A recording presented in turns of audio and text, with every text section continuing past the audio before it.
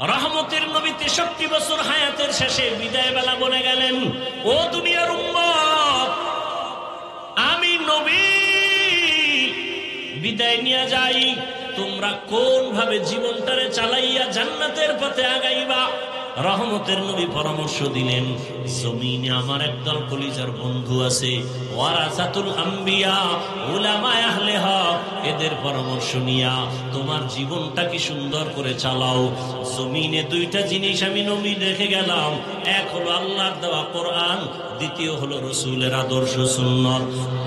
রহমতের নবী বলেন, দুইটা জিনিস রেখে গেলাম, কোরআন আর আমার সুন্নাত আদর্শ।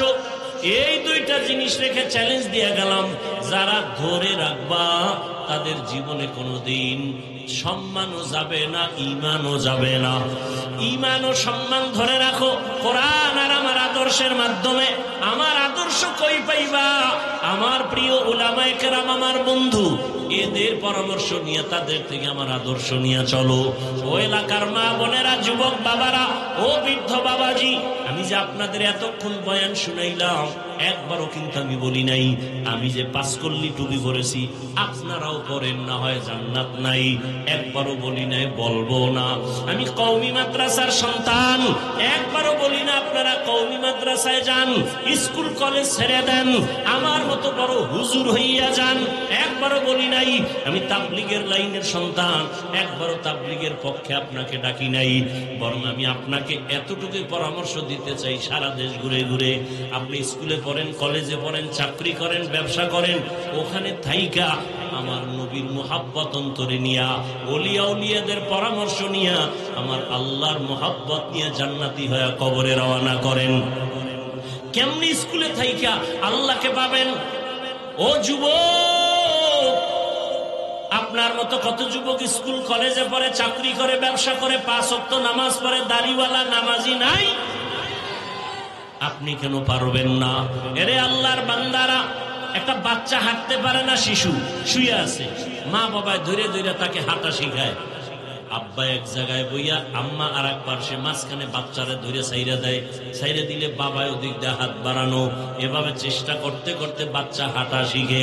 যদি একবার পইরা যাওয়ার কারণে মা বাবা বলে আর তোরে দিয়ে হাঁটা শিখানো যাবে না, তাহলে জীবনে বাচ্চা হাঁটা শিখবে না। এভাবে শিখাইতেই থাকো, শিখাইতেই থাকো।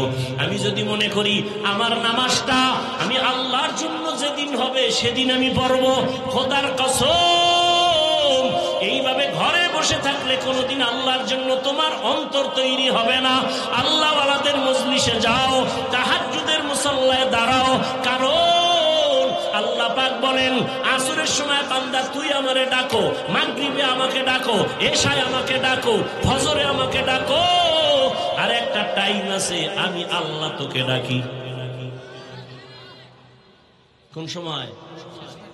অতিও গভীর হয় রজনী যখন, নীরবে প্রভুর নাম জপিও তখন। প্রভুর করুণা যদি পাইবারে চাও, গভীর রাতে উঠে প্রভুর গুণগান গাও। ফজরে বান্দা তুমি আমাকে ডাকো, জোহরে আমাকে ডাকো, আসরে আমাকে ডাকো, মাগরিবে আমাকে ডাকো, এশায় আমাকে ডাকো, আর আমি আল্লাহ প্রতি রাতের শেষ ভাগে তোমাকে ডাকার জন্য প্রথম আসমানে এসে হাজির। আলামিন মুস্তাগফিরিন ফাগফির আলাহ, আমি আল্লাহ ঘোষণা দেই কুদরতি ভাবে, ও গুনাহগারেরা, গুনাহ করিয়া ফেলছো, আমার কাছে তওবা করো, আমি গুনাহ ক্ষমা দেওয়ার জন্য আসছি। আর আলামিন মুস্তারজিকিন ফারজুকা, ও গরিবেরা, ও রিজিক চাহনেওয়ালারা, কার টাকার দরকার, মালের দরকার, সম্পদের দরকার, আমার কাছে চাও, আমি দেওয়ার জন্য আসছি, নেওয়ার জন্য আসি নাই। আমি আল্লাহ ডাকতেছি। আল্লাহর নবী তাহাজ্জুদ পড়েছেন। তাহাজ্জুদ পড়া ফরজ ছিল 5 ওয়াক্ত নামাজ ফরজ হওয়ার আগে। যখন 5 ওয়াক্ত নামাজ ফরজ হয়ে গেল, তাহাজ্জুদের ফরজিয়াত বাতিল হয়েছে ঠিক, কিন্তু ফজিলাত কমে নেই। এই বলখের বাদশাহ ইব্রাহিম ইবনে আদহাম, অনেক কথা আপনারা জানেন, আমি সংক্ষেপ যতটুকু বুঝাতে চাই। এত বড় একজন রাষ্ট্রের নেতা হইয়া এক পর্যায়ে তিনি আল্লাহর তালাশে রাজকীয় পোশাক ফালাইয়া নরমাল পোশাক পরে জঙ্গলবাসী হয়ে গেলেন। আল্লাহকে পায় নাই। টাকা পাইছি, বাড়ি পাইছি, ক্ষমতা, চেয়ার সব পেয়েছি, আল্লাহকে পাইনি তো কিচ্ছু পাইনি। আল্লাহকে পাওয়ার জন্য তিনি বের হয়ে গেলেন। গিয়ে এক জায়গায় দেখে আর একজন পাগড়িওয়ালা বুজুর্গ একটু দূরে জঙ্গলের পাশে আল্লাহর ইবাদত করে। উনি গিয়ে পাশে বসলেন যে আতরের দোকানের পাশে গেলে একটু ঘেরান তো পাওয়া যায়। বুজুর্গ বলে, তুমি কে? বলে, আমি অমুক রাষ্ট্রের একজন বাসিন্দা ইব্রাহিম। বলে, ভাগো ভাগো, এখানে বসো না।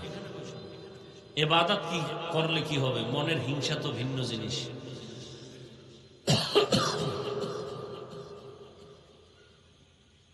কাউকে ছোট মনে করা, নিজেকে বড় মনে করা, কারো ভালোটা পছন্দ না করা, এটা কবিরা গুনাহ। কারো ভালো আমি পছন্দ করি না, সহ্য করতে পারি না, এটা কবিরা গুনাহ। বুজুর্গ বলে, ইব্রাহিম এখান থেকে দূরে যাও। তো দূরে গেছে, বেশি দূর না। এই বুজুর্গ ইব্রাহিমকে দেখে, ইব্রাহিম বুজুর্গকে দেখে। কিছুক্ষণ পরে দেখে যে আসমান থেকে নাস্তা আসতেছে বুজুর্গের সামনে, ইব্রাহিমের সামনে, দস্তরখান সহ।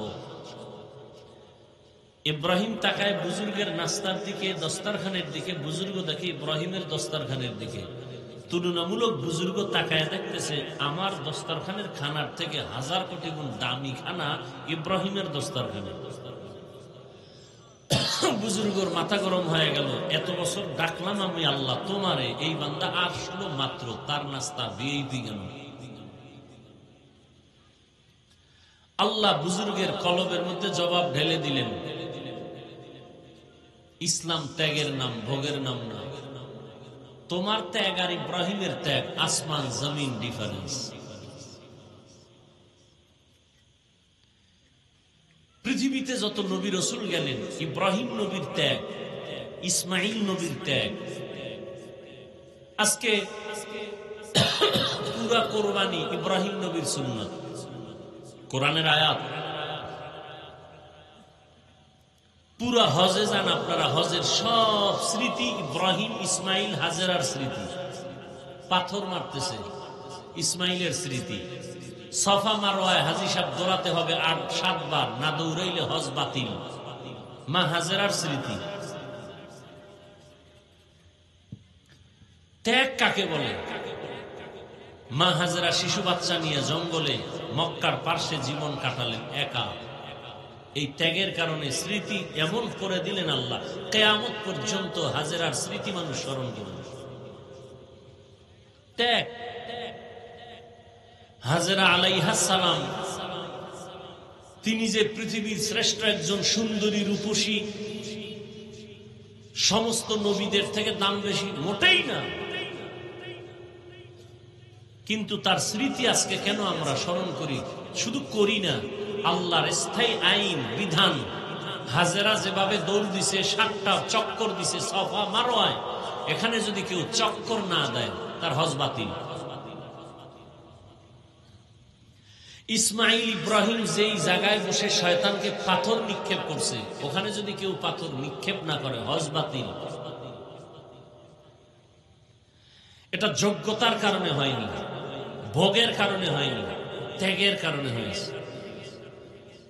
এই যে আপনারা বৃষ্টির মধ্যে আসছেন, ভোগের জন্য নয়, ত্যাগের জন্য। ভোগের জন্য কি কেমনে বুঝলেন যে ওয়াশ টস বাদ, এখানে খাওয়ান আছে, খাইতে যাবো, তাহলে এটা হতো ভোগ। আসলে কি খাওয়ান আছে? নাই, এর নাম ত্যাগ। অনেক মানুষ চলে গেছে, বৃষ্টি ওয়াজ হবে না, আর আপনারা বৃষ্টির মধ্যে আসছেন, এটাই ত্যাগ। তবে পারছেন যার যত বেশি ফজিলত আর ফলাফল তার তত বেশি। আল্লাহ আমাদেরকে বুঝার তৌফিক দান করেন। রসুলের দরুদের কথা বলতে গিয়ে অনেক দূরে চলে আসছে। তাহলে প্রতিদিন কমপক্ষে কতবার দরুদ পড়া উচিত? 300 বার। ঘুমের আগে বিছানায় বসে তসবিহ হাতে নিবেন। এই তসবিহ থেকে টান দিছিলাম, তসবির কথা বারবার বলি কেন? আমাদের দেশে ধর্ম নিয়ে ফিতনা বেশি, অথচ পৃথিবীর সব ধর্মের মানুষ মক্কায় হজে আসে। কেউ হাত বাঁধে নাভির নিচে, কেউ বুকে, কেউ সাইডে দিয়ে খাড়ায় থাকে, কেউ নামাজের আগে কেবলার দিকে পাও সোজা কইরা ঘুমায়, একামত হয়ে গেছে, নামাজে দাঁড়াইছে, অজু লাগে নাই। আমি যা দেখছি তা বলতেছি। কেউ আবার নামাজে দাঁড়াইছে, সেজদার আগে আগে পকেট থেকে একটা কাঠের টুকরা বের করে কপালের নিচে দিয়া সেজদা দিছে, কারণ বলে ইবলিস সেজদা দিয়া জমিন নাপাক করছে, এই জন্য কাঠের উপরে সেজদা দেই। আবার একজনকে দেখলাম নামাজের টাইম, নামাজে সে হাত বাঁধা, কেরাত চলতেছে বাইতুল্লাহ, সে মোবাইলে কথা বলতেছে, কথা বইলা পকেটে রেখে আবার ওই নামাজই ঠিক আছে, নামাজ যায় নেই। আমি আপনাদেরকে যেটা বুঝাতে চাই, মক্কায় এত লাইনের মানুষ, ধর্মীয় লাইনের, আপনারা পত্রিকায় কোনোদিন শুনছেন যে এই রকম বিভিন্ন লাইনের মানুষ এক জায়গায় হওয়ার কারণে কঠিন ঝগড়া আর কিলাকিলি কইরা 2-4টা মার্ডার হয়েছে? সোনার বাংলায় গজব কেন? এত ধর্ম নিয়ে এত দূরত্ব কেন, এত বাড়াবাড়ি কেন, এত হিংসা কেন? সব মুসলমান কালেমার মুসলমান, আপনার কালেমা আমার কালেমা দুই না এক? সত্য কথা স্বীকার করবেন, মানেন আর না মানেন। আপনার আল্লাহ আমার আল্লাহ দুই না এক? আপনার নবী আমার নবী এক না দুই? আপনাদের কোরআন আমার কোরআন, আপনাদের কালেমা আমার কালেমা, আপনাদের কাবা আমার কাবা। দুনিয়াতে আমরা আসছি সিস্টেম, নাকি আপনারা লঙ্গি পরে আসছেন? বিদায় বেলা কাফনের সংখ্যাও, সমস্ত পুরুষের কাফন 3, মহিলাদের 5, কালার হবে আলাদা। আমাকে হুজুরগো কাফনের কালার হবে একরকম, আর আপনারা যারা হুজুর না তাদের কালার আর এক রকম, কালারও এক। অথচ আমার দেশে কালার নিয়েও কিলাকিলি করে পরস্পরে মুসলমান ভাইরা, কালার নিয়েও দূরত্ব। কালার কি হবে কাফনের বলে? আচ্ছা, এরপরে কবরে যখন রাখা হবে, কবরের সাইজ আলাদা না এক? শুধু হোমনা থানার মানুষের কবর একটু ছোট না একটু বড়? এক। কবরে রাখার পরে প্রশ্ন হবে কতটা? হোমনার প্রশ্ন আলাদা, আমাদেরটা আলাদা না? সব এক। রবের পরিচয় দাও, ধর্মের পরিচয় দাও, রাহমাতুল্লিল আলামিনের পরিচয় দাও, সব এক। তাহলে আপনাকে বয়ান করব কেন? বয়ান তো তাদেরকে করব যারা আল্লাহ চিনে না, নবী চিনে না, ইসলাম বুঝে না, কোরআন বুঝে না, হাদিস বুঝে না। অথচ আপনাকে বয়ান করব কেন না? আপনার পেছনে ঘুরতে ঘুরতে কুত্তার মতো পাগল হয়ে আছি আমরা উলামায়ে কেরাম। দাওয়াত ও তাবলীগওয়ালারা আপনার পেছনে ঘুরে, পীর সাহেবরা আপনাদের পেছনে মেহনত করে, পীর মাশায়েখ ওলিয়া উলিয়ারা সবাই আপনাদের পেছনে, জুমার খতিবদের বয়ান চলতেছে, বৃষ্টি নাই, রাত নাই, দিন নাই, বয়ান চলতেছে, ফলাফল জিরো। আমিও মুসলমান, আপনিও মুসলমান। আমি মুসলমান, টুপি খুলতে চাই না, লজ্জা। আর আপনি কেমন মুসলমান, টুপি দিতে চান না, লজ্জা। আমি মুসলমান, আপনিও মুসলমান। আমি দাড়ি কাটলে লজ্জা পাই, আর আপনি দাড়ি রাখতে লজ্জা পান। আপনার আল্লাহ আমার আল্লাহ এক, নবী এক, কোরআন এক, কাবা এক, ধর্ম এক, কালেমা এক। আমি নামাজ মসজিদে না ঢুকলে লজ্জা পাই, নামাজ না পড়লে লজ্জা পাই, আপনি নামাজ পড়তে লজ্জা পান। আমি পর্দা না করলে লজ্জা পাই, আর আপনি পর্দা করতে লজ্জা পান। বড় কঠিন জিনিস। অনেকে বলে দিল ঠিক থাকলে কোনো সমস্যা নেই। আজীবনে কথাটা মনে রাখবেন, পারলে লিখে রাখবেন। নারী আর পুরুষ ধর্ষণ করে চূড়ান্ত পর্যায়ে, যেটাকে কোরআনের ভাষায় জেনা বলা হয়, এটাকে বাংলা শব্দে কি বলে? ধর্ষণ। ধর্ষণকে বন্ধ করার জন্য প্রথম সিঁড়ি দর্শনকে বন্ধ করতে হবে। দর্শন, এই দর্শন থেকে ধর্ষণের উদ্বোধন হয়। চোখ দিয়ে একটা নারীর দিকে, বেগানার দিকে তাকাইলেই কল্পনার গুনাহ শুরু হয়ে যায়, অন্তরের কল্পনার কবিরা গুনাহ শুরু। চোখের দর্শন যতদিন পর্যন্ত কন্ট্রোলে না আসবে, খোদার কসম, ততদিন পর্যন্ত এই ধর্ষণ বন্ধ হবে না। আমার সমাজে যত ধর্ষণ হয়, আমার মা বোনেরা ধর্ষিতা হয় একমাত্র বেপরদার কারণে। এজন্য ধর্ষণ বন্ধ করতে হলে কোন র্যাবের বেতের বাড়িতে ধর্ষণ বন্ধ হবে না, পুলিশের বেতের বাড়িতে হবে না, মামলা হামলায় হবে না। চোখের দর্শন বন্ধ করলে ধর্ষণ বন্ধ হয়ে যাবে। এজন্য কোরআনের মধ্যে আল্লাহ স্পষ্ট বলেছেন, কুল্লিল মুমিনিনা ইয়াগুদ্দু মিন আবসারিহিম, ও মুমিন বেগানার থেকে নজরকে নিচে রাখো, দর্শনাকে কন্ট্রোল করো, ধর্ষণ কন্ট্রোল হয়ে যাবে। আল্লাহ হেদায়েত দান করুন।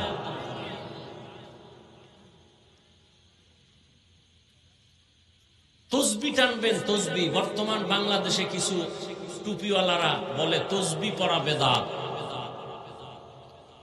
আমি আজ বলে গেলাম, পারলে লিখে রাখবেন, তসবি টেনে টেনে আমল করা সুন্নতে সাহাবা। তসবি টেনে টেনে আমল করা কি? সুন্নতে সাহাবা, সাহাবায়ে কেরামের সুন্নত। এই সাহাবায়ে কেরামদেরকে যারা মানবে না, ইশারা ইঙ্গিতে বিরোধিতা করবে, আল্লাহর জাত ও সিফাতের কসম, তারা বাতেল, তারা ভণ্ড। তাদেরকে যারা ভণ্ড বলবে না, তারাও ভণ্ড।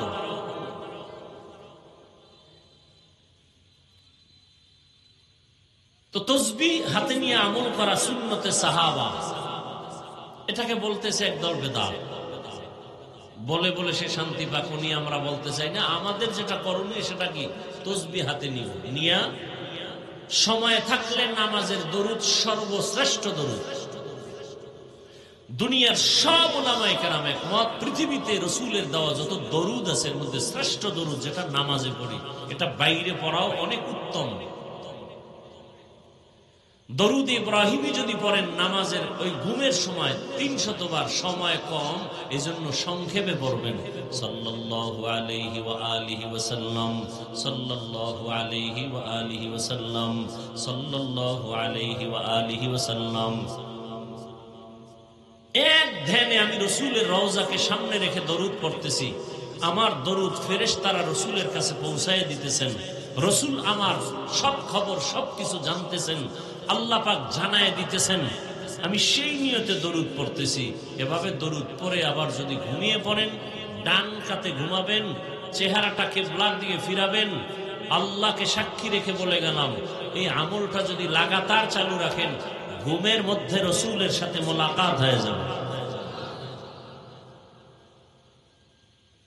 আর কেউ যদি স্বপ্ন যোগে রসুলকে দেখে, রসুল বলছেন সে আমাকেই দেখবে, কারণ আমার আকৃতি শয়তান ধরতে পারে না।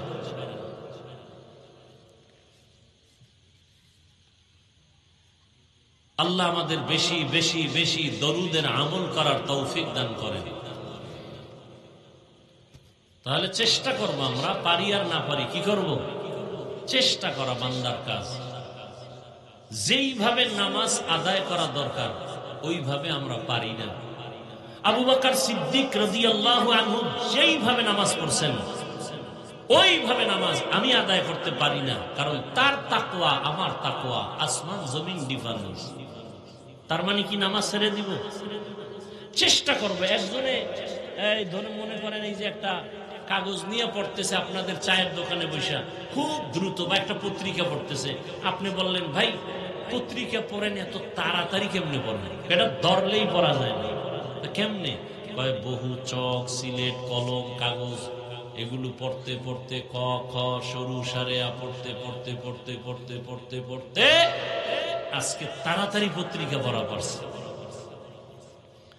ঠিক তেমনি ভাবে আল্লাহর কাছে বান্দার সেজদা একটা কবুল হবে, আর এক সেজদায় জান্নাত পাবে। কিন্তু কোন সেজদা কবুল হবে জানা নাই। এজন্য সেজদা দিতেই থাকো, নামাজ পড়তেই থাকো, পড়তেই থাকো, পড়তেই থাকো।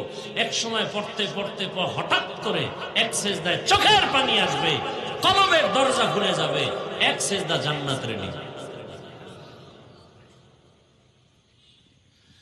কোন কাজ দুনিয়ার লাইনে করলেই ফলাফল আসে না, অনেক চেষ্টার উপরে চেষ্টা। ব্যবসায় নামছে, লস, সাইডে দেখে না না না চালাইতে থাকে। চেষ্টা করতে করতে করতে করতে এক পর্যায়ে সেই লস হয়েছে 5 বার, যখন ছাড়ে নাই, হাল ছাড়ে নাই, ধৈর্য রাখছে, 5 বারের লস একবার উঠে গেছে। এরকম হয় না? আসলে ভাই বয়ান টয়ান যা করি, মূল সমস্যা আমাদের বুঝের অভাব। দেখেন না, আপনার আল্লাহ আমার আল্লাহ এক। আমি টুপি ছাড়ি না, আপনি পরেন না, বিষয় কি? আপনার বুঝে আর আমার বুঝ এক না। আপনার বুঝটা যদি আমার বুঝের সাথে মিলে যায়, তখন আপনি স্কুলে পড়লেও টুপি মাথায় দিয়ে ফেলবে, আপনি চাকরি করলেও আপনার মাথায় টুপি উঠে যাবে। কেন? বুঝ ঠিক হয়ে গেছে। আর বুঝ যদি ঠিক না হয়, তাহলে আমি মাওলানা গিরি কইরাও পর্দা ঠিক মতো করবো না। চিন্তা করব একটা এমপি গিরি পাওয়ার লইয়া বেপর্দায় এক চেয়ারে বইয়া যাই। কি আছে না নাই? দুনিয়াতে হুজুর বলেন আর আলেম বলেন, পীর বলেন, গায়রে আলেম বলেন, মূর্খ বলেন, শিক্ষিত বলেন, জেনারেল বলেন, সবাই আল্লাহর পথ থেকে দূরে যাওয়ার একটাই মাত্র কারণ, দুনিয়ার লোভ। কি? কিসের লোভ? এই লোভ 3 প্রকার: হুব্বে যা, হুব্বে মাল, হুব্বে নিসওয়ান। সম্মানের, চেয়ারের লোভ, টাকা পয়সা সম্পদের লোভ, তৃতীয় হলো যৌবনের লোভ। এই যত হুজুর দেখবেন উল্টাপাল্টা করে, ভালো করে তালাশ করে দেখবেন, হয়তো সম্মানের চেয়ার পাওয়ার আশায় উল্টা পথে দৌড়ায়, অথবা টাকা পাওয়ার আশায় উল্টো পথে দৌড়ায়, হকের পক্ষে কথা বলে না, হকের পক্ষে চলে না, অথবা যৌবনের লোভে পড়েছে। মানুষ এই 3 লোভে পড়ে জান্নাত হারায়, জাহান্নামের পথে দৌড়ায়। আল্লাহ আমাদের সব ভাইকে হেদায়েতের দৌলত দান করেন। আরো আস্তে করে বলেন। তাহলে ইনশাআল্লাহ দরুদের আমল করব তো। আল্লাহ আমাকে তৌফিক দান করেন, আপনাকেও তৌফিক দান করেন। এক জায়গায় ওয়াজ মাহফিল হচ্ছে, একজন এসে বাধা দিয়ে বলতেছে এখানে ওয়াজ হবে না, একটা মাদ্রাসা করবে বলে, না মাদ্রাসা করতে দেয়া হবে না। আবার এক সময় দেখা যায় ওই বান্দা আল্লাহ ঘুরাই দিছেন, বলে মাদ্রাসা কর, ওয়াজ কর, যত টাকা আমি একা দিব। এরকম হয় না? হয় না? যাই হোক, আমি কোরআনে হাকিমের এক টুকরো আয়াত পড়েছি, রসুলের একটি হাদিসের অংশ পড়েছি। তরজমাটা বলে নেই, এরপরে কিছু ব্যাখ্যা যদি আপনারা ধৈর্য ধারণ করে বসেন, ইনশাআল্লাহ আল্লাহ যদি চান তাহলে চেষ্টা করব কিছু কথা শোনাবার। আল্লাহ বলেন, ইন্না সালাতি ওয়া নুসুকি ওয়া মাহইয়ায়া ওয়া মামাতি লিল্লাহি রাব্বিল আলামিন। ইব্রাহিম আলাইহিস সালাম আল্লাহর কাছে দোয়া করছিলেন, হে আল্লাহ, আমার নামাজ, আমার কুরবানি, আমার বেঁচে থাকা, আমার মরে যাওয়া, সব কিছু আল্লাহ তোমার জন্য, তোমার সন্তুষ্টির জন্য। তুমি আল্লাহকে বলে জগৎ সমূহের রব, রব্বুল আলামিন। রাসূলের হাদিস পড়েছিলাম, قال رسول الله صلى الله عليه وآله وسلم لا طاعة لمخلوق في معصية الخالق। রহমতের নবী বলেন, আল্লাহকে অসন্তুষ্ট করে পৃথিবীর কারো কথা হুকুম মানা হারাম। আল্লাহকে অসন্তুষ্ট করে দুনিয়ার কোনো ব্যক্তির কথা মানা যাবে না। আল্লাহকে সন্তুষ্ট রেখেই দুনিয়ার মানুষকে মানতে হবে। আমার শিক্ষকের কথা মানব ততক্ষণ, আল্লাহ রাজি থাকবেন যতক্ষণ। আমি আমার মা বাবার কথা মেনে চলবো ততক্ষণ, আমার মা বাবার কথাগুলো আমার আল্লাহর লাইনে থাকবে যতক্ষণ। আমি আমার ইমাম সাহেবের কথাটা মানব ততক্ষণ, ইমাম সাহেবের কথা আমার আল্লাহর লাইনে ঠিক থাকবে যতক্ষণ। দুনিয়ার সবাইকে বেজার করা সম্ভব, আমার আল্লাহকে বেজার করা সম্ভব না। আল্লাহকে বেজার করা যাবে? কিন্তু আমরা কঠিন ভাবে আল্লাহকেই বেজার করে চলছি। পর্দা করলে আল্লাহ খুশি, আত্মীয় স্বজন বেজার। আল্লাহ বেজার হয় হোক, আত্মীয় বেজার করা যাবে না। দাড়ি কাটলে আমার আল্লাহ বেজার, রাখলে আল্লাহ খুশি। আল্লাহ বেজার হয় হোক, আত্মীয় বেজার করা যাবে না। দাড়ি কেটে গেল, বউ বলে দাড়ি রাখা যাবে না, বউ তোমারে খুশি রাখলাম, আল্লাহ বেজার হয় হোক। কয়েকদিন আগে আর্মির একটা যুবক ছেলে চাকরি চাইরা মোনাজাতের পরে স্টেজ থেকে নামিয়ে আর বলে, হুজুর দোয়া করবেন। ইনশাআল্লাহ দোয়া করি। বলে, হুজুর আমি আর্মির চাকরি করতাম, কিছুদিন আগে ছেড়ে দিলাম। বললাম, এই মুহূর্তে তো আর্মির বড় দাম, ছাড়লা কেন? বলে, আর্মির বারবার আমাকে বলা হয় দাড়ি কেটে ফেলো। আমি সিদ্ধান্ত নিয়ে বলে দিয়েছি, চাকরি ছেড়ে দিলাম, দাড়ি কাটা আমি কখনোই মেনে নিতে পারবো না। হুজুর এখন চাকরি চাই না, দোয়া করবেন আল্লাহ হালাল ভাবে কিছু উপার্জন করে জীবন চালাইতে পারে। কোটি টাকা কামাই করে লাভ কি যদি সে টাকায় বরকত না থাকে? আর অল্প টাকা কামাই করে অনেক লাভ যদি বরকতওয়ালা হয়। হালাল, হালালে বরকত, হারামে কি নাই? বরকত নাই। এজন্য নবী বলেন, আল্লাহকে অসন্তুষ্ট করে পৃথিবীর কাউকে মানা যাবে না। আমরা দুনিয়াতে চলার ক্ষেত্রে আমাদের মুসলমানের বড় মাপকাঠি কোরআন এবং হাদিস, কোরআন সুন্নাহ। কেন? বলে, কোরআন এমন একটা কিতাব যে কিতাবের মধ্যে ভুল তো নাই, সন্দেহের কোনো অবকাশই নেই। আল্লাহ তো চ্যালেঞ্জ দিয়ে দিছেন। আমি ওপেন সারা বাংলাদেশে বলতেছি, এখনো বহু শিক্ষিত মানুষ আপনারা এখানে আছেন, আল্লাহকে সাক্ষী রেখে বলেন, আল্লাহর কোরআনে কোনো ভুল আছে? একটা ভুল এখন বের করে দেন, আমি এখন দাড়ি কেটে ফেলব, সমস্ত কোরআন শরীফ আগুন দিয়ে জ্বালিয়ে দিব, আল্লাহর বিরুদ্ধে রাস্তায় কথা বলা শুরু করব, প্যান্ট শার্ট পরে নেমে যাব। কারণ আল্লাহ একজন আছেন, দলিল কোরআন। জান্নাত আছে, জাহান্নাম আছে, দলিল কোরআন। কিয়ামত হবে, দলিল কোরআন। মউত হবে, দলিল কোরআন। অতএব সে কোরআনে যদি ভুল হয় তো আল্লাহ ভুল, ইসলাম ভুল, আখিরাত ভুল। এজন্য আল্লাহ চ্যালেঞ্জ দিয়ে দিয়েছেন, কোরআনে কোনো ভুল নাই, পারলে কোরআনের ভুল বের করে দাও। এখনো বলছি, ভুল বের করে দাও, আজকে বের করে দাও, আজকে থেকে আল্লাহর বিরুদ্ধে নেমে যাও। কিন্তু তুমি কে? তোমার থেকে মহা পণ্ডিতরা অপচেষ্টা কম করে নাই, আজও পর্যন্ত একটা ভুল বের করতে পারে নাই, তো পারেই নাই, বরং মাথা নত করে কালেমা পড়েছে। এজন্য আমাদের মূল ভিত্তি কোরআন সুন্নাহ। কারণ আল্লাহ যার কাছে কোরআন দিয়েছেন, রসুলের কাছে, সে রসুল কেমন? 63 বছর হায়াতে নবী কোনদিন একটা মিথ্যা কথা বলেন নাই। নবী জবান দিয়ে কোনদিন হায়াতে গালি দেন নাই। হাজারো গালি দুশ্মনেরা রহমতের নবীকে দিয়েছেন, নবী একটা গালির জবাবও দেন নাই। আরো আশ্চর্য বিষয়, রহমতের নবী কোনদিন দুটো চোখ মুবারক গরম করে কারো দিকে তাকান নাই। কারণ আমার নবী যদি গরম চোখে তাকাইতেন, সাথে সাথে সে পুড়িয়া যাইত। নবী যদি গরম চোখে কারো দিকে নজর দিত, জায়গায় সে পুড়িয়া ছাই হয়ে যেত। এই পরিমাণ পাওয়ার আল্লাহওয়ালাদের নজরের মধ্যে পাওয়ার আছে। আল্লাহ আমাদের বুঝার তৌফিক দান করেন। হাদিসের উপরে কিছু কথা, আয়াত যেটা পড়লাম, ইব্রাহিম নবীর দোয়া সম্বলিত আয়াত। আমার নামাজ, আমার কোরবানি, আমার বেঁচে থাকা, আমার মরে যাওয়া কার জন্য?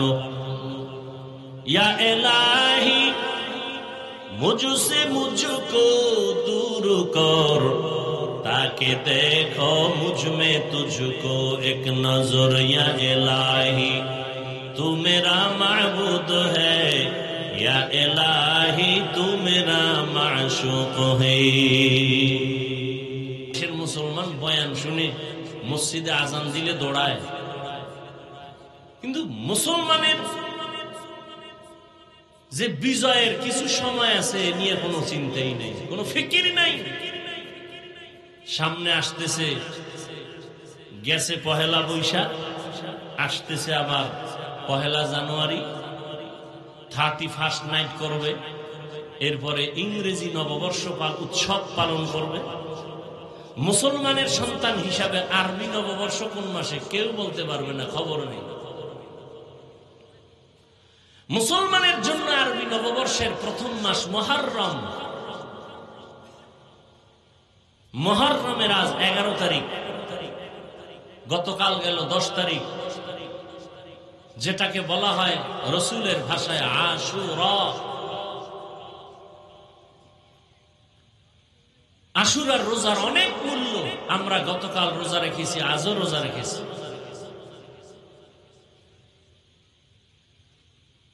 অথচ মুসলমানের খবর নাই। আরবি নববর্ষ মুহররমের কোনো খবর নাই। তবে মুসলমান নববর্ষে বেপরোয়া ভাবে উল্টা পাল্টা কিছু করে না। মুসলমান করবে আমল। কি করবে? আল্লাহ, গত 1 বছর গুনায় কাটাইছি, নতুন বছর আসছে, পিছের গুনাহ মাফ করো, সামনের থেকে যেন 20 বছরটা নেক আমলে কাটাইতে পারি, সেই তৌফিক তুমি দান করো।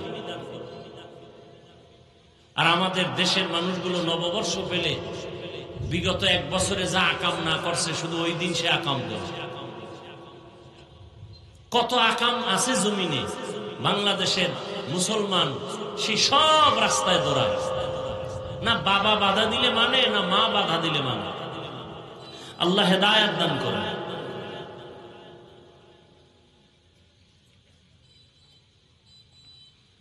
আরবি নববর্ষ মুহররম কিয়ামত পর্যন্ত বছরে মাস হবে 12টা। আল্লাহ সিদ্ধান্ত, ইন্না ইদ্দাতাশ শুহুরি ইনদাল্লাহি 12 শাহরান ফি কিতাবিল্লাহ ইয়াওমা খালাকাস সামাওয়াতি ওয়াল আরদ মিনহা আরবাআতুন হুরুম যালিকাদ দীনুল কাইয়্যিম। বছরে গণনার আকারে মাস হবে 12টা। কিয়ামত পর্যন্ত কোন বছর 11 মাসে হবে না, 13 মাসে হবে না। কয় মাস? 12 মাস। আর এই 12 মাসের মধ্যে 4 মাস হলো বড় দামি। অন্য মাসও দামি, তবে এই 4 মাসের মূল্য আলাদা। রজব, মুহররম, জিকদা, যুলহিজ্জা, এই 4 মাস। রজব একটা মাস, এরপরে যুলকাদাহ, যুলহিজ্জা হজের মাস, হজের পরের মাস, হজের আগের মাস। এই 3, আর রজব একটা আলাদা মাস। এই 4 মাস। এর মধ্যে মুহররম আছে না নাই? আছে। মুহররম এর এক অর্থ হলো হারাম। হারাম থেকে মুহররম। মুহররমের আর এক অর্থ হলো সম্মান। হারাম দিয়ে কি বুঝাইলেন? বলে এই মুহররম আরো যে 3 মাস, এই 4 মাসে যুদ্ধ করা হারাম। সূরা তাওবার আয়াত স্পষ্ট, এই 4 মাসে যুদ্ধ করা হারাম। সম্মান কেন? এই 4 মাস অনেক দামি। আল্লাহ কয়, এই যে সিদ্ধান্তটা আমি লেখছি বা বলছি, এই সিদ্ধান্তটা আসমান জমিন যেদিন বানাইছি, ওই দিন আমি আল্লাহ লৌহে মাহফুজে সিদ্ধান্ত লিখে ফেলেছি ফেরেশতার দ্বারা। কিয়ামত পর্যন্ত মাস হবে বছরে, গণনা না করে 12টা। এর মধ্যে 4 মাস সম্মানের মাস। এর মধ্যে 1 মাস রজব, আর হজের মাস, হজের আগের মাস, হজের পরের মাস মুহররম। এই 4 মাস সিদ্ধান্ত আসমান জমিন সৃষ্টির দিন। তবে আমরা জনসাধারণ মানুষ মনে করি, অনেকে যে এই মাসের সম্মান বা এই মাস আলোচনায় আসছে, পয়গম্বরের সাহাবী মা ফাতেমা রাদিয়াল্লাহু আনহার কলিজার টুকরা হুসাইন রাদিয়াল্লাহু তাআলা আনহুর কারবালার শাহাদাতকে কেন্দ্র করে রাসূলের ইন্তেকালের 60 বছর পরে, কত বছর? রাসূলের ইন্তেকালের 60 বছর পরে গিয়া কারবালার ঘটনা ঘটেছে। অতএব কারবালার গুরুত্ব অপরিসীম। মুহররমের সম্মান আল্লাহর আদালতে লেখা। আসমান জমিন সৃষ্টির দিন সূরা তাওবায় আল্লাহ বলে দিয়েছে। হুসাইন রাদিয়াল্লাহু তাআলা আনহুর শাহাদাতের এই আলোচনা আমরা অনেকে শুনি, আলেমরা করেন। এর থেকে শিক্ষা নেওয়া কি উচিত তা নেই না। এখানে আমি কিন্তু পেজ গোছের ওয়াজ কম করি। মানুষ বুঝবে না। মানুষকে চাই আল্লাহমুখী বানাতে, রসুলের আশেক বানাতে।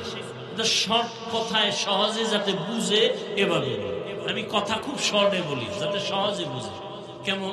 যেমন আমি আপনাদের জিগাই, হোসাইন রাদিয়াল্লাহু তাআলা আনহু আল্লাহর প্রিয় বান্দা না, রসুলের প্রিয় নাতি আম্মা কি বলে ফাতেমা রাদিয়াল্লাহু আনহার প্রিয় কলিজা।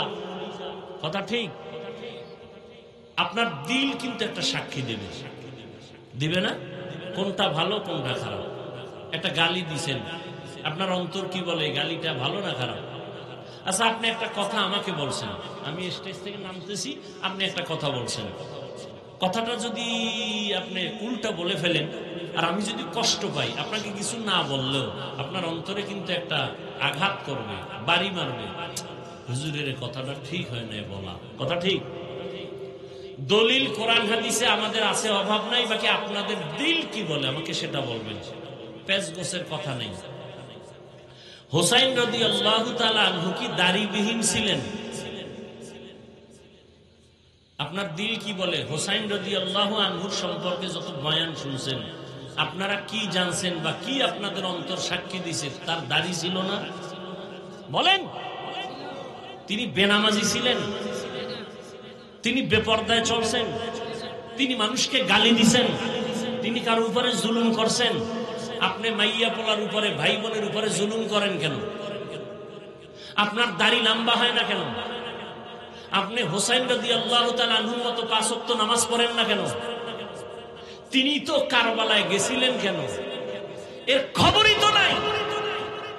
হোসাইন রাদিয়াল্লাহু তাআলা আনহু কারবালায় যাওয়ার একমাত্র কারণ, মানুষ গোলামি করবে আল্লাহ, ইয়াজিদের গোলামি করবে না, মানুষের গোলামি করবে না। কার গোলাম? হোসাইন বলে যুদ্ধ করব, মানুষের গোলামি থেকে মানুষকে ফিরাইয়া আল্লাহর গোলাম বানাবো।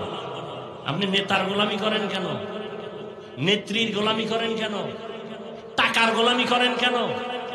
রসুল কয় দাড়ি রাখো, রসুল কয় নামাজ পড়ো, আল্লাহ কয় নামাজ পড়ো, আপনি পড়েন না কেন? পৃথিবীর কোন মুফতি, পৃথিবীর কোন আলেম বলতে পারবে নামাজ লাগবে না? পারবে? কথা বলেন না কেন? হোসাইন রাদিয়াল্লাহু আনহুর একমাত্র টার্গেট, মানুষ গোলামি করবে আল্লাহ, মানুষের গোলামি করতে দিব না। এই প্রতিজ্ঞাবদ্ধ হইয়া কুফা নগরীতে চললেন। সেখানের ঘটনা আপনারা জানেন, শুনেন প্রতি বছর, কিন্তু এর থেকে শিক্ষা নিতে হবে না? আমার দেশে শাহজালালের ভক্ত, শাহ মখদুমের ভক্ত, খাজা মঈনুদ্দিন চিশতি আজমিরির ভক্ত অভাব নেই। আমি সারা বাংলাদেশে বলি, শাহজালাল রহমতুল্লাহ আলাইহি জীবনে বিয়া করেন নাই আল্লাহর মহব্বতের কারণে। আর আপনি বউয়ের পিছে ঘুরতে ঘুরতে আল্লাহরে ভুলে গেছেন। কই শাহজালাল আর কই আপনি? এজন্য বলি, যারা নামাজ পড়ে না, রোজা রাখে না, আল্লাহ মানে না, রসুল মানে না, মোনাজাতে চোখে পানি আসে না, তাহাজ্জুদ করে না, মা বাবার খেদমত করে না, এরা কেউ আউলিয়া কেরামের ভক্ত না, বরং এদের দ্বারা ওলিয়া উলিয়াদের বদনাম হয়। কি হয়? বদনাম হয়। আল্লাহ আমাদের বুঝার তৌফিক দান করবে। এজন্য আর নামাজ যে আপনি পড়বেন, রোজা রাখবেন, যা কিছু করবেন, সবকিছু হতে হবে কার জন্য? কার জন্য? আল্লাহর জন্য। তা আল্লাহর জন্য কেমনে নামাজ হবে? নামাজ তো আমরা অনেকেই পড়ি, নামাজের পরে আবার অনেকে মিথ্যা কথাও বলি, আছে না নাই? বহু নামাজি, নামাজ আল্লাহর কোরআন বলছে নিশ্চিত নামাজ মানুষকে সব গুনাহ থেকে বাঁচায় রাখবে। অথচ আমাদের দেশে বহু নামাজ আছে, নামাজি আছে সুদ খায়, ঘুষ খায়, বেপরদায় চলে, মিথ্যা বলে, পরের হক নষ্ট করে, আছে না নাই? তাহলে আল্লাহর ওয়াদা গেল কই? নামাজি বান্দা তো কখনো গুনাহ করবে না, অথচ আমাদের নামাজে পড়নেওয়ালারা নামাজ পড়ে এই মসজিদ থেকে বের হওয়ার আগে টুপি পকেটে ঢুকায়, জুমায় যায় কপাল এমন পড়া, 2 রাকাত পড়া দৌড়। আরো যে ইমাম সাহেবের সালামের পরে আরো 4 রাকাত সুন্নতে মুআক্কাদা পড়তে হবে, না পড়লে কবিরা গুনাহ হবে, এর খবর নেই। তাহলে নামাজ পড়ে কেন গুনাহ করবে? আল্লাহর ওয়াদা নামাজ মানুষকে সব গুনাহ থেকে ফেরাবে। নামাজ পড়ে মানুষ কেন গুনাহ করবে? তাহলে এই নামাজ কেমন নামাজ? আল্লাহ কয় নামাজ বেহেশতের চাবি, বিনা হিসাবে জান্নাত। কিন্তু কিছু কিছু নামাজির নামাজ কেমন তাও আমি বলে দিলাম কোরআনে। আরাআইতাল্লাযী ইউকাযযিবু বিদ্দীন ফাযালিকাল্লাযী ইয়াদউল ইয়াতীম ওয়া লা ইয়াহুদ্দু আলা তাআমিল মিসকিন। এরপরের আয়াতটা পড়েন আপনারা যারা পারেন। ফাওয়াইলুল লিল মুসাল্লিন, তার মানে নামাজি মুসল্লির জন্য ওয়াইল নামক জাহান্নাম। ওয়াইল নামক জাহান্নামটা বড় মারাত্মক জাহান্নাম, ভয়ঙ্কর জাহান্নাম। আল্লাহ নিজেই বলেন ফাওয়াইলুল লিল মুসাল্লিন, ওয়াইল নামক ভয়ঙ্কর জাহান্নাম নামাজি মুসল্লির জন্য। কোন মুসল্লি? যে মুসল্লি নামাজ পড়ে দুনিয়া পাওয়ার জন্য, জীবনে নামাজ পড়ে না, মানুষের মন পাওয়ার জন্য এখন মসজিদে নামাজ পড়িয়া মিথ্যা বলে, নামাজ পড়ে সুদ খায়, নামাজ পড়ে ঘুষ খায়, নামাজও পড়ে মিথ্যা বলে, নামাজও পড়ে মা বাবার সাথে নাফরমানি করে, নামাজও পড়ে আবার অন্যের হক নষ্ট করে।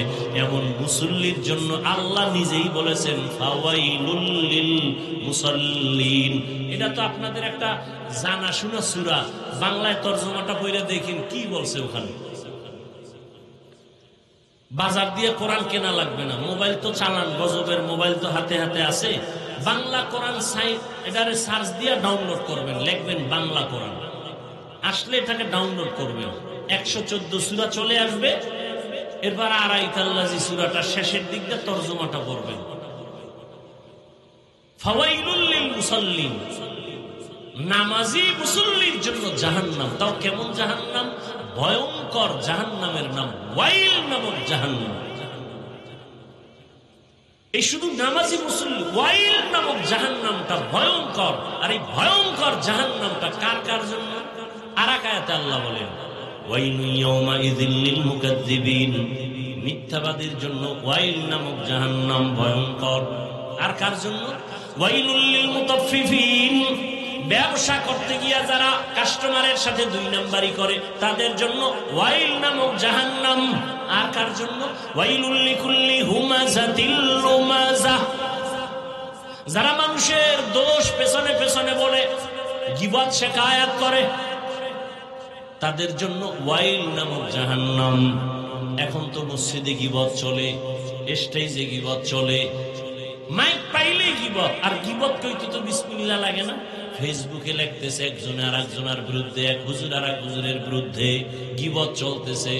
গীবত করা হারাম, শুধু হারাম না, ওয়াইল নামক জাহান্নামী হবে গীবত করনেওয়ালারা। ওয়াইলুল লিকুল্লি হুমাযাতিল লুমাযা। আল্লাহ আমাদের জাহান্নামের এই গুনাহ থেকে পবিত্র হয়ে থাকার তৌফিক দান করেন। এক পবিত্র দেহের পবিত্র, আর এক পবিত্রতা হলো রুহের পবিত্র। আমরা বডিরে কত সুন্দর সাজাইছি না, পোশাক লাগাইছি, সাবান দিয়ে গোসল করছি, এরপরে আতর লাগাইছি, জাল দিয়ে ঘষতেছি। বডি সুন্দর করা দরকার। চেহারা বারবার আয়নার দিকে দেখি, কয় ঘরের আয়নায় কাজ হবে না, বাথরুমের আয়নায় হয় না, মোবাইলের আয়নায় বারবার দেখে চেহারাটা কেমন, স্পট আসেনি। বডিটারে সুন্দর করে সাজাইলা, কিন্তু তোমার এই বডি চালনা, চালিকা শক্তি যে রূহ, ভেতরে যে তোমার আত্মা আছে, এটার হালাত কি খবর নিছনি? আত্মাটার জন্য কি সাজান তুমি সাজাইছো? আত্মাটার মধ্যে কি অহংকারের স্পট পড়ে আছে, এটারে ধোয়ার চিন্তা করছনি? তোমার কলবের ভেতরে হিংসার ময়লা পড়ে আছে, ওই ময়লা সাফ করছনি রে মুমিন। তোমার আমার কলবের ভেতরে আমি ভাবের ময়লা, তোমার আমার কলবের ভেতরে অন্যকে তুচ্ছ মনে করার কবিরা গুনার ময়লা, এগুলো সাফ করার জন্য কয়দিন ফিকির করেছো বান্দা? ওলামায়ে কেরামের কাজ হলো বডি ঠিক করা না, ওলামায়ে আহলে হক যারা, তাদের কাজ হলো মানুষের রূহ, মানুষের কলবের ময়লা দূর করার প্রেসক্রিপশন দেওয়া, পরামর্শ দেওয়া। ওটা যেমন দেখা যায় না, এটার যে ঔষধ দিবে তাও দেখা যায় না, শুধু শুইনা শুইনা আমল চালায় দাও। আল্লাহ রসুল বলেন সব জিনিসের ময়লা দূর করার একটা যন্ত্র আছে, তোমার আমার কলবের ময়লা দূর করার যন্ত্র হলো আল্লাহর জিকির। কি আল্লাহর জিকির না কোনো হিসাবের জিকির? জিকির কা লা ইলাহা ইল্লাল্লাহ। কলবের পাওয়ার যত বাড়বে ওই বান্দার সম্মান তত বাড়বে। কলবের পাওয়ার, এই পাওয়ারের নাম কোরআনের ভাষায় হলো ফুরকান, হাদিসের ভাষায় হলো পাওয়ারের নাম ফেরাসাত। আল্লাহ যাকে পাওয়ার দিবেন, সাধারণ মানুষ যা দেখবে তার থেকে তিনি আরো অনেক কিছু দেখবেন। এই পাওয়ারের নাম ফেরাসাতের পাওয়ার।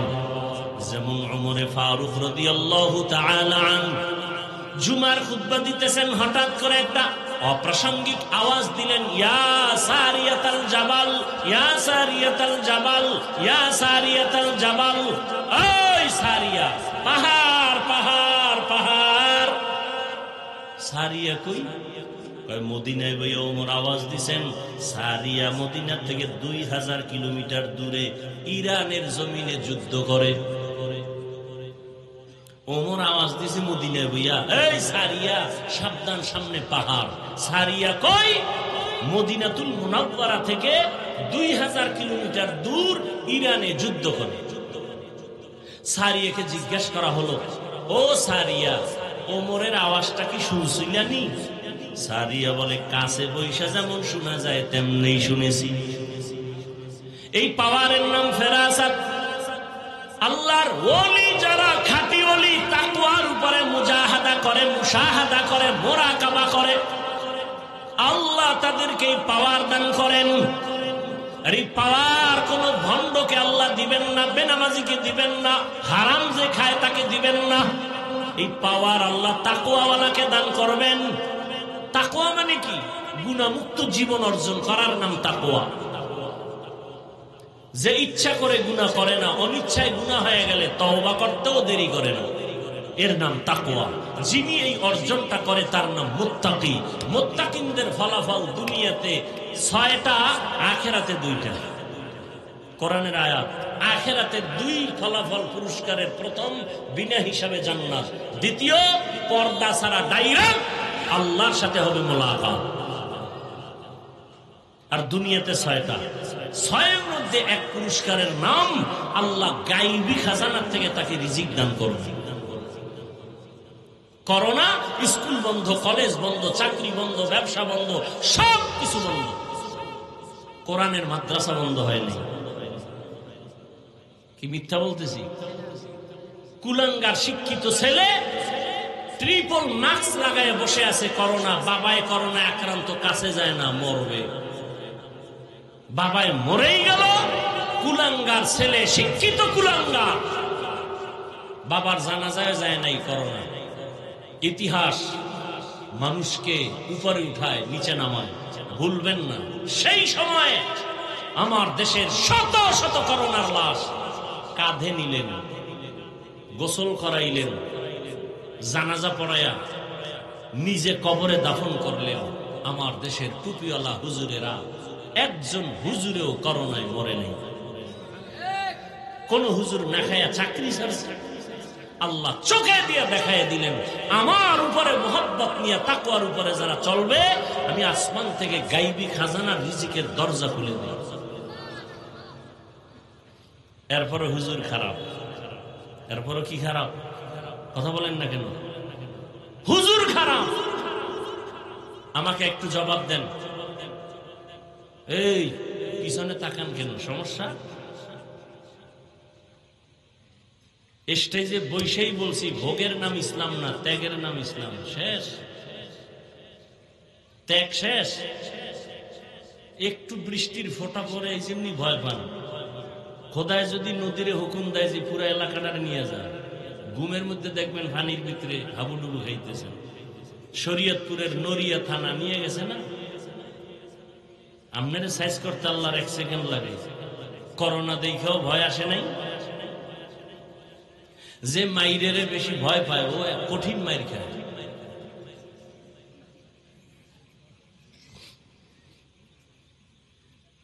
সরকারি বেসরকারি যারা চাকরি করে, ডিউটি কয় ঘন্টা জানা থাকলে দ্রুত বলেন তো? 8 ঘন্টা। নিম্নে বেতন কত? কত? বলেন 20,000 ধরলাম, বেশি ধরছি? কত ডিউটি? কত? 8 ঘন্টা। বেতন কত? মসজিদের ইমামের ডিউটি কয় ঘন্টা? বলেন কয় ঘন্টা? বেতন কত? আমনে কত ঘুমের ভিতরে ঠাডা হইরে খোদায় মাইরা ফেলানো দরকার ছিল, যে এর থেকে আর জুলুম কি হইতে পারে বলেন তো? 24 ঘন্টা ডিউটি করবে ইমাম, এক ওয়াক্ত নামাজে না থাকলে রিক্সাওয়ালা কয় গেছিলেন কো? ইমাম সাহেব কয় কে তুমি? আমি রিক্সা চালাই। তুই আমারে জিগাও এত বড় বেদবি, 5 টাকা বেতন দেই, সেই পাওয়া। এরকম বেয়াদব আছে না নাই? এই জাতিকে উলামায়ে কেরাম যা দিয়েছে আর কেউ দেয়নি, সব চান্দাবাজ আর ধান্দাবাজ। নিঃস্বার্থভাবে উলামায়ে কেরাম যা দিয়েছে আর কেউ দেয়নি, কিন্তু এই জাতি বারবার আলেমদের সাথে বেয়াদবি করে। বেয়াদবির ফলাফল ভালো না খারাপ? টাকায় বাঁচাইতে পারছে? চেয়ারে বাঁচাইতে পারছে? যারা বেয়াদবি করবেন গাড়ি আপনারাও রেডি রাখবেন, খুব সাবধান। তাসলিমা নাসরিন নামের এক MBBS ডাক্তার, আমি বরিশালীয় ভাষায় বলি বেশ্যা, বোরকার বিরুদ্ধে বহু লেখা লেখছে। MBBS ডাক্তার, যেমন তেমন ডাক্তার না। নাম কত সুন্দর, তাসলিমা নাসরিন, ইসলামী একটা সর্বোচ্চাঙ্গের নাম। বোরকার বিরুদ্ধে লেখলো, সেই বোরকা বরিয়া পালাইছে। আমাকে গ্রামের ভাষায় আছে, যে যাকে নিন্দে সে তাকে ফিন্দে। আল্লাহ হেদায়েত দান করুন। আমাকে আপনারা বলেন তো, ইসলাম কি পূর্ণাঙ্গ না অপূর্ণাঙ্গ? আল্লাহ পাকের কোরআন রসুলের হাদিস কি পূর্ণাঙ্গ না অপূর্ণাঙ্গ? কিয়ামত পর্যন্ত মানুষের যত সমস্যা হতে পারে সব সমাধান কি কোরআন বা ইসলামে আছে না অল্প আছে? সত্য কথা স্বীকার করেন, আছে? পরিপূর্ণ আছে? যারা বলেন রাষ্ট্রের ব্যাপারে ইসলাম কোরআনে কিছু নাই, তাদের কথায় কি প্রমাণ হলো যে ইসলাম সব দিক থেকে কমপ্লিট? রাষ্ট্রের ব্যাপারে কোরআন ও ইসলাম দুর্বল। যদি মনে মনে কেউ কোরআন আর ইসলামকে দুর্বল মনে মনে ভাবে, তার ঈমান থাকবে? বলেন। আল্লাহ হেদায়েত দান করুন। তো আমার নামাজ কার জন্য? আল্লাহর জন্য। নামাজ কেমনে হবে? বলে আল্লাহ যেইভাবে সেজদা দিলে খুশি হবে ওইভাবে সেজদা দাও। আল্লাহ কোন ভাবে দিলে খুশি হবেন তো আল্লাহরে দেখাও যায় না, ধরাও যায় না, জিজ্ঞানো যায় না। আল্লাহ জবাব দেয় আমাকে পাবি না। তবে জমিনের মধ্যে আমার কলিজার এক বন্ধু আছে, রহমতের নবী। যেই বন্ধুটা আমার কেমন বন্ধু জানো? মুসা নবী আমার বন্ধু, ঈসা নবী আমার বন্ধু, ইব্রাহিম আমার বন্ধু, ঈসা আমার বন্ধু, দাউদ আমার বন্ধু, সুলাইমান আমার বন্ধু, মুহাম্মদ আমার বন্ধু। তবে ব্যবধান হলো সব নবী রাসূল আমি আল্লাহ তাআলার আশিক, আমি আল্লাহ নিজে হলাম মুহাম্মদের আশিক। ওই বন্ধুটার পরামর্শ নিয়ে চলো। রহমতের নবী 63 বছর হায়াতের শেষে বিদায় বেলা বলে গেলেন, ও দুনিয়ার উম্মত, আমি নবী বিদায় নিয়ে যাই, তোমরা কোন ভাবে জীবনটারে চালাইয়া জান্নাতের পথে আগাইবা। রহমতের নবী পরামর্শ দিলেন, জমিনে আমার একদল কলিজার বন্ধু আছে, ওয়ারাসাতুল আম্বিয়া, উলামায়ে আহলে হক, এদের পরামর্শ নিয়া তোমার জীবনটাকে সুন্দর করে চালাও। জমিনে 2টা জিনিস আমি নবী রেখে গেলাম, এক হলো আল্লাহর দেওয়া কোরআন, দ্বিতীয় হলো রাসূলের আদর্শ সুন্নাত। রহমতের নবী বলেন 2টা জিনিস রেখে গেলাম, কোরআন আর আমার সুন্নাত আদর্শ। এই 2টা জিনিস রেখে চ্যালেঞ্জ দিয়ে গেলাম, যারা ধরে রাখবা তাদের জীবনে কোনোদিন সম্মানও যাবে না, ঈমানও যাবে না। ঈমান ও সম্মান ধরে রাখো কোরআন আর আমার আদর্শের মাধ্যমে। আমার আদর্শ কই পাইবা? আমার প্রিয় উলামায়ে কেরাম আমার বন্ধু, এদের পরামর্শ নিয়ে তাদের থেকে আমার আদর্শ নিয়ে চলো। ও এলাকার মা বোনেরা যুবক বাবারা, ও বৃদ্ধ বাবাজি, আমি যে আপনাদের এতক্ষণ বয়ান শুনাইলাম, একবারও কিন্তু আমি বলি নাই আমি যে পাঁচকল্লি টুপি পরেছি আপনারাও পরেন, না হয় জান্নাত নাই। একবারও বলি নাই, বলবো না। আমি কওমি মাদ্রাসার সন্তান, একবারও বলি না আপনারা কওমি মাদ্রাসায় যান, স্কুল কলেজ ছেড়ে দেন, আমার মতো বড় হুজুর হইয়া যান, একবারও বলি নাই। আমি তাবলীগের লাইনের সন্তান, একবারও তাবলীগের পক্ষে আপনাকে ডাকি নাই। বরং আমি আপনাকে এতটুকুই পরামর্শ দিতে চাই, সারা দেশ ঘুরে ঘুরে আপনি স্কুলে পড়েন, কলেজে পড়েন, চাকরি করেন, ব্যবসা করেন, ওখানে থাইকা আমার নবীর মুহাব্বত অন্তরে নিয়া, ওলিয়া উলিয়াদের পরামর্শ নিয়া, আমার আল্লাহর মুহাব্বত নিয়ে জান্নাতি হয়ে কবরে রওনা করেন। কেমনি স্কুলে থাইকা আল্লাহকে পাবেন? ও যুবক, আপনার মতো কত যুবক স্কুল কলেজে পড়ে, চাকরি করে, ব্যবসা করে, 5 ওয়াক্ত নামাজ পড়ে, দাড়িওয়ালা নামাজি নাই? আপনি কেন পারবেন না? এরে আল্লাহর বান্দারা, একটা বাচ্চা হাঁটতে পারে না, শিশু শুয়ে আছে, মা বাবায় ধরে ধরে তাকে হাঁটা শিখায়। আব্বা এক জায়গায় বইয়া, আম্মা আর এক পার্শ্বে, মাঝখানে বাচ্চারা ধরে ছাইরা দেয়, ছাইরা দিলে বাবায় ওদিক দিয়ে হাত বাড়ানো, এভাবে চেষ্টা করতে করতে বাচ্চা হাঁটা শিখে। যদি একবার পইরা যাওয়ার কারণে মা বাবা বলে আর তোরে দিয়ে হাঁটা শিখানো যাবে না, তাহলে জীবনে বাচ্চা হাঁটা শিখবে না। এভাবে শিখাইতেই থাকো, শিখাইতেই থাকো। আমি যদি মনে করি আমার নামাজটা আমি আল্লাহর জন্য যেদিন হবে সেদিন আমি পড়ব, খোদার কসম, এইভাবে ঘরে বসে থাকলে কোনোদিন আল্লাহর জন্য তোমার অন্তর তৈরি হবে না। আল্লাহ ওয়ালাদের মজলিসে যাও, তাহাজ্জুদের মুসাল্লায় দাঁড়াও, কারণ আল্লাহ পাক বলেন আসরের সময় বান্দা তুই আমারে ডাকো, মাগরিবে আমাকে ডাকো, এশায় আমাকে ডাকো, ফজরে আমাকে ডাকো, আর একটা টাইম আছে আমি আল্লাহ তোকে ডাকি। কোন সময়? অতিও গভীর হয় রজনী যখন, নীরবে প্রভুর নাম জপিও তখন। প্রভুর করুণা যদি পাইবারে চাও, গভীর রাতে উঠে প্রভুর গুণগান গাও। ফজরে বান্দা তুমি আমাকে ডাকো, জোহরে আমাকে ডাকো, আসরে আমাকে ডাকো, মাগরিবে আমাকে ডাকো, এশায় আমাকে ডাকো, আর আমি আল্লাহ প্রতি রাতের শেষ ভাগে তোমাকে ডাকার জন্য প্রথম আসমানে এসে হাজির। আলামিন মুস্তাগফিরিন ফাগফির আলাহ, আমি আল্লাহ ঘোষণা দেই কুদরতি ভাবে, ও গুনাহগারেরা, গুনাহ করিয়া ফেলছো, আমার কাছে তওবা করো, আমি গুনাহ ক্ষমা দেওয়ার জন্য আসছি। আর আলামিন মুস্তারজিকিন ফারজুকা, ও গরিবেরা, ও রিজিক চাহনেওয়ালারা, কার টাকার দরকার, মালের দরকার, সম্পদের দরকার, আমার কাছে চাও, আমি দেওয়ার জন্য আসছি, নেওয়ার জন্য আসি নাই। আমি আল্লাহ ডাকতেছি। আল্লাহর নবী তাহাজ্জুদ পড়েছেন। তাহাজ্জুদ পড়া ফরজ ছিল 5 ওয়াক্ত নামাজ ফরজ হওয়ার আগে। যখন 5 ওয়াক্ত নামাজ ফরজ হয়ে গেল, তাহাজ্জুদের ফরজিয়াত বাতিল হয়েছে ঠিক, কিন্তু ফজিলাত কমে নেই। তাহাজ্জুদের ফজিলাত কেমন? কয় নরম দিল, শক্ত দিল নরম করার একমাত্র মেডিসিন গভীর রাতে একা একা আল্লাহকে ডাকা। একা একা আল্লাহকে ডাকার মজা আলাদা, এর নাম সাধনা, এর নাম সাধনা। বান্দা তুমি রহমতের নবী, 40 বছরের পরে কোরআন আসছে। রসুল সে 40 বছর কি করছেন? বাইতুল্লাহ সারিয়া, হেরা পাহাড়ের গুহায় গিয়া রহমতের নবী সাধনা করেছেন, আমার আল্লাহর মুহাব্বত অন্তরে জমা করেছেন। এরপরে আল্লাহ কোরআন দিয়েছেন। সাধনা কররে আল্লাহর বান্দারা, গভীর রাতে একা একা আল্লাহকে ডাকো, দেখবা তোমার চোখ থেকে পানি অনায়াসে বের হয়ে যাবে। আর চোখের পানি দেখলে, সন্তানের চোখের পানিতে মা বাবার যেমন দিল নরম হয়, মায়া বাড়ে। শিক্ষক ছাত্রের চোখে পানি দেখলে মায়া বাড়ে, দিল নরম হয়।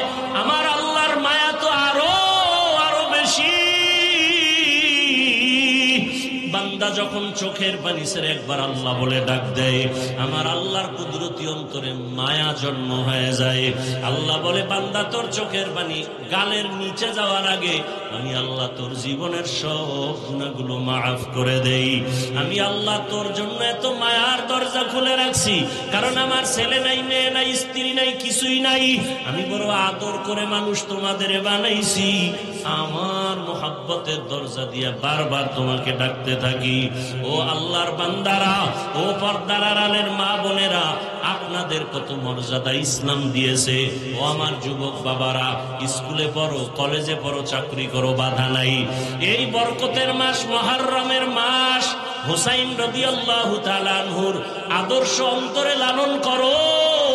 ওই যুদ্ধের ময়দানে কারবালায় বলে গেলাম, এই পয়েন্টগুলো অনেকেই খেয়াল করে না, ঘটনা শুনে কিন্তু চলে যায়। হুসাইন রাদিয়াল্লাহু তাআলা আনহু কারবালায় যুদ্ধ যখন চলে, ছেলের উপরে তরবারি, গুলি চলতেছে, মেরেই ফেলেছে, কিন্তু হুসাইন এক ওয়াক্ত নামাজও তখনও কাজা করেন নাই। হুসাইন রাদিয়াল্লাহু আনহু দ্বীন কায়েমের জন্য যুদ্ধ করেছেন, মানুষের গোলামি বাদ দিয়া আল্লাহর গোলাম হওয়ার জন্য যুদ্ধ করেছেন। ও হুসাইনের ভক্ত যদি হয়ে থাকো, আল্লাহর মোহাব্বত নিয়া তুমি স্কুলে পড়ো, কলেজে পড়ো, চাকরি করো, বাধা নাই। মা বাবার দোয়া নিয়ে চলো, শিক্ষকের দোয়া নিয়ে চলো, ওলামায়ে কেরাম ওলি আউলিয়ার দোয়া নাও। ওরে যারা বলে আমরা ওলিয়া উলিয়া মানি না, সারা বাংলাদেশে ঘুরে ঘুরে আমি কসম করে বলছি, তারা আল্লাহ মানে না, নবী মানে না, কোরআন মানে না, হাদিস মানে না। যারা বলে আমরা ওলিয়া উলিয়া মানি না, এরা ভণ্ড, এরা ভণ্ড, এরা ভণ্ড। এদের যারা ভণ্ড বলবে না, তারাও ভণ্ড। শুধু ভণ্ডই না, আমি বলে গেছি এরা কোরআন মানে না, বুখারী শরীফও মানে না।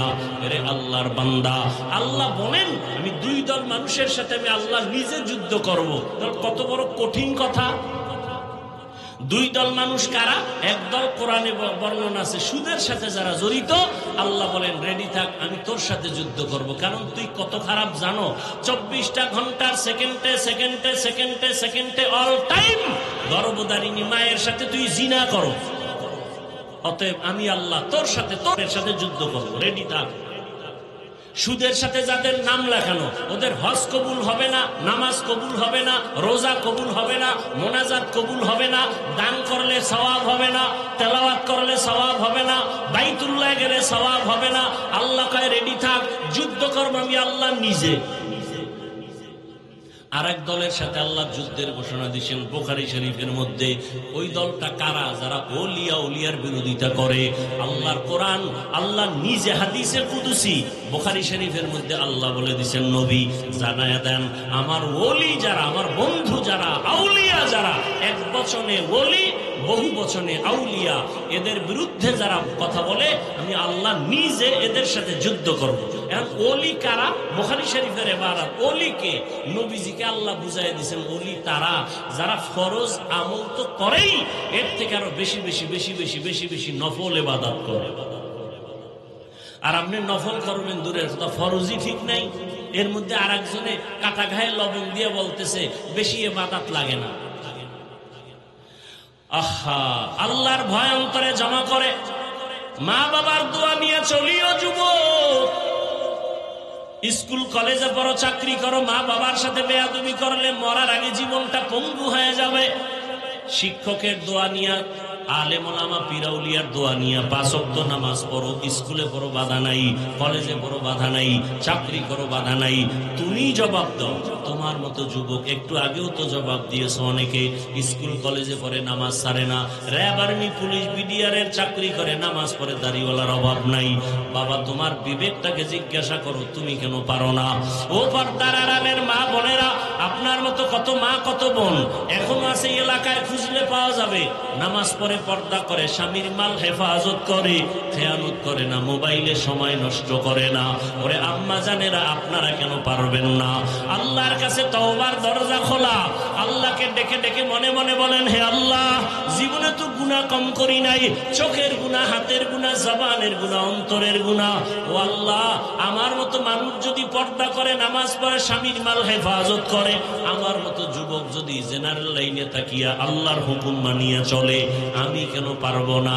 আজকে থেকে রেডি হয়ে গেলাম, আর নামাজ ছাড়বো না, দাড়ি কাটবো না, বেপরদায় চলবো না, মা বাবাকে কষ্ট দিব না, ওলামায়ে কেরামের পরামর্শ নিয়ে, উলিয়া উলিয়াদের পরামর্শ নিয়ে নবীজির সুন্নাত অনুযায়ী চলবো, সাহাবায়ে কেরামের আদর্শ অনুযায়ী চলবো। আল্লাহ আমাদের সবাইকে খাঁটি তওবাওয়ালা জীবন দান করেন, গুনাহমুক্ত জীবন দান করেন, খাঁটি পবিত্র কলব নিয়ে আমার মাওলার দরবারে হাজির হওয়ার তৌফিক দান করেন, আমিন। আলহামদুলিল্লাহি রাব্বিল আলামিন, ওয়াসসালাতু ওয়াসসালামু আলা সাইয়্যিদিল আমবিয়া ওয়াল মুরসালিন ওয়া আলা আলিহি ওয়া আসহাবিহি আজমাইন। ইয়া আরহামার রাহিমিন, ইয়া আরহামার রাহিমিন, ইয়া আরহামার রাহিমিন। রব্বিরহামহুমা কামা রব্বায়ানি সগীরা। আল্লাহুম্মা ইন্নাকা আফুউন কারীম তুহিব্বুল আফওয়া ফা'ফু আন্না। আল্লাহুম্মা ইন্না নাসআলুকা রিযাকা ওয়াল জান্নাহ ওয়া নাউযু বিকা মিন সাখাতিকা ওয়ান নার। আল্লাহুম্মা ইন্না নাউযু বিকা মিনাল বারাসি ওয়াল জুনুনি ওয়াল জুযামি ওয়া সাইয়্যিল আসকাম। আল্লাহুম্মা আরহামনি বিতারকিল মাআসি। আল্লাহুম্মা আরহামনি বিতারকিল মাআসি। আল্লাহুম্মা আরহামনি বিতারকিল মাআসি। ইয়া আল্লাহুল মুস্তাআন। আয় আল্লাহ, এত প্রচন্ড বৃষ্টির মধ্যে আপনার বান্দারা আপনাকে ভুলেন নাই, দীর্ঘ সময় দিনের কথাই শুনছেন। আয় আল্লাহ, আমরা গুনার বোঝা নিয়ে হাত তুলেছি, তওবার নিয়ত করেছি। জীবনে গুনাহ করতে করতে আমার হাত না পাক, চোখ না পাক, জিহ্বা না পাক, অন্তর না পাক। আজকে থেকে তওবা করলাম, আর গুনাহ করব না। শয়তানের ধোঁকার থেকে আপনি যদি মেহেরবানি করে তৌফিক না দেন, বাঁচতে পারবো না। আয় আল্লাহ, আমাদের গুনাহমুক্ত জীবন দান করেন, তওবা কবুল করেন, মা বোনদের কবুল করেন। আয় আল্লাহ, মাহফিল কবুল করেন, আয়োজনকারী সহযোগিতাকারীদের কবুল করেন। আয় আল্লাহ, এলাকায় শান্তি দান করেন, নবীজির সুন্নতওয়ালা জীবন দান করেন।